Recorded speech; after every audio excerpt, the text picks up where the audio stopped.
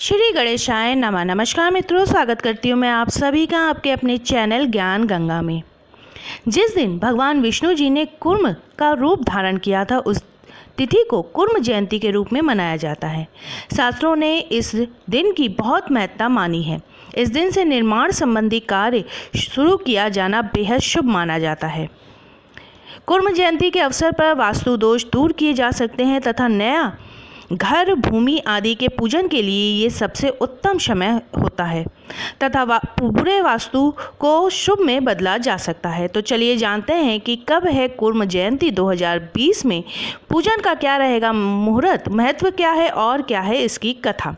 लेकिन वीडियो शुरू करने से पहले अगर आप मेरे चैनल पर नए हैं और अभी तक आपने इसे सब्सक्राइब नहीं किया है तो आगामी व्रत एवं त्योहारों की जानकारी प्राप्त करने के लिए आज ही मेरे चैनल को सब्सक्राइब कर ले, साथ में बेल आइकन को प्रेस कर दे ताकि आपको मेरे वीडियोस की नोटिफिकेशन मिलती रहे।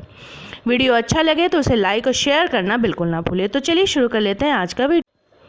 भगवान विष्णु के कूर्म अवतार रूप में वैशाख माह की पूर्णिमा के दिन कूर्म जयंती का पर्व मनाया जाता है। इस वर्ष कूर्म जयंती 7 मई 2020 दिन बृहस्पतिवार को है। इस तिथि को भगवान विष्णु ने कूर्म कछुए का अवतार लिया था और मंदराचल पर्वत को अपनी पीठ पर धारण करके समुद्र मंथन की सहायता की थी। पूर्णिमा तिथि का प्रारंभ होगा 6 मई 2020 दिन बुधवार को रात के 7:44 पर और समाप्ति होगी 7 मई 2020 दिन बृहस्पतिवार को दोपहर 4:14 पर। पूजन का मुहूर्त रहेगा 7 मई 2020 दिन बृहस्पतिवार को दोपहर 4:19 से शाम के 7 बजे तक। कुल अवधि रहेगी पूजन की 2 घंटे 41 मिनट की। चलिए अब जानते हैं कि कूर्म जयंती से संबंधित प्रचलित कथा क्या है। पुराणों के अनुसार देवता और असुरों में युद्ध होता रहता था। सभी देवतागण युद्ध में असुरों द्वारा पराजित हो गए और परेशान होकर भगवान विष्णु जी की शरण में गए और देवतागण ने भगवान विष्णु से कहा कि आपके श्री कमल चरणों से हमारा प्रणाम स्वीकार करें।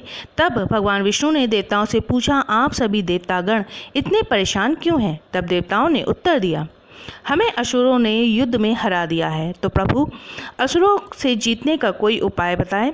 तब भगवान विष्णु बोले, देवगण आप सभी समुद्र तट पर जाकर असुरों से समझौता कर लें और मंदराचल पर्वत को मथानी बनाकर वासुकी नाग से रस्सी का काम ले। तब पर्वतों से जड़ी बूटियां हटाकर समुद्र में डाले और असुरों के साथ समुद्र मंथन कर ले। इसके पश्चात समुद्र मंथन में अमृत उत्पन्न होगा, जिसे पीकर देवता अमृत शक्ति को प्राप्त कर अमर हो जाएंगे, जिससे उसी के साथ सभी देवतागण शक्तिशाली हो जाएंगे और उसी शक्ति से देवतागण असुरों को हरा पाएंगे। इसके बाद भगवान विष्णु को प्रणाम कर सभी देवताओं ने असुरों के साथ समझौता किया और समुद्र मंथन की तैयारी में लग गए। फिर असुर भगवान विष्णु के पास पहुँचे और बोले कि मैंने मंदराचल पर्वत को उखाड़कर समुद्र में डाल दिया। भगवान विष्णु की आज्ञा से वासुकी नाग वहां आए और स्वयं विष्णु जी भी वहां उपस्थित हुए और सभी ने प्रार्थना करी कि हे भगवान, हमें आशीर्वाद दे दे कि हम समुद्र मंथन में सफल हो जाएं। समुद्र मंथन में भगवान विष्णु ने असुरों को नाग के शीर्ष भाग अर्थात मुख की ओर तथा देवताओं को नाग की अंतिम छोर अर्थात पूंछ की ओर रखा। मंथन शुरू होने पर आधार न होने के कारण मंदराचल पर्वत समुद्र में डूबने लगा। तब भगवान विष्णु ने सोचा, अब मुझे ही कुछ करना होगा। तब भगवान ने कूर्म रूप धारण किया और मंदराचल पर्वत के नीचे घुसकर उसका आधार बने। समुद्र मंथन कई चरणों में हुआ।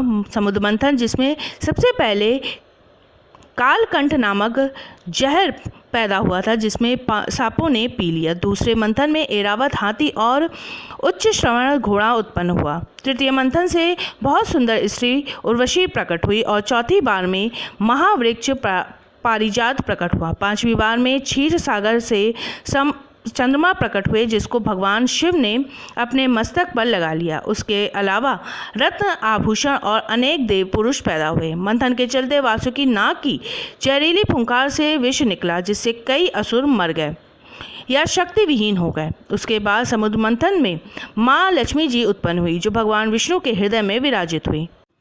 इसके बाद क्षीण सागर से अमृत का घड़ा लेकर भगवान धन्वंतरी प्रकट हुए। तब असुरों ने कहा कि देवताओं ने धन संपत्ति की स्वामी लक्ष्मी जी को विष्णु जी के पास जाने दिया, इसलिए हम ये अमृत लेकर जा रहे हैं। तब भगवान विष्णु ने एक सुंदर स्त्री का रूप धारण किया और असुरों के साथ गए। तब असुरों ने कहा, वाह क्या सुंदर स्त्री है, तो ये तो बिल्कुल लक्ष्मी जी की तरह है, हमें ये स्त्री ही चाहिए।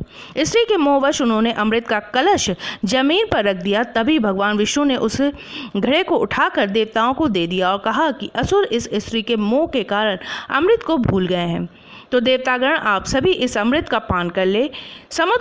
अमृत पीने के बाद देवताओं ने असुरों को युद्ध में हरा दिया। इस प्रकार भगवान विष्णु ने देवताओं के भले के लिए समुद्र मंथन किया और कूर्मावतार लिया। तो ये थी कहानी कूर्म अवतार की। मेरे वीडियो में अंत तक बने रहने के लिए आपका बहुत बहुत धन्यवाद। फिर मिलेंगे किसी नए वीडियो के साथ।